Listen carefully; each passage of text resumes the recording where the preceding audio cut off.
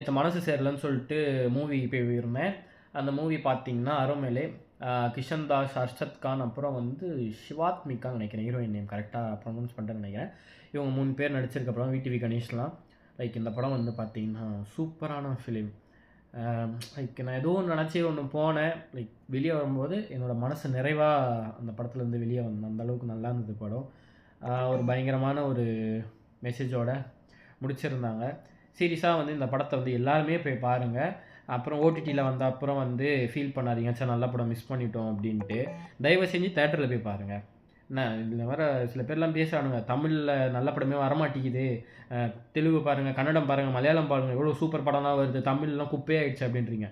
இது ஒரு நல்ல படம். தயவு செஞ்சு போய் பாருங்க. லைக் எஸ்டிஆரோட வாய்ஸ் ஓவர் லாஸ்ட்ல வந்து ஒரு மெசேஜ்லாம் சொல்லியிருப்பாங்க. தைரியமா லவ்வ குடுங்க, லவ் திருப்பி கிடைக்குன்ற மாரி. லைக் சீரியஸா வந்து இதெல்லாம் வந்து நல்லா இருந்துச்சு.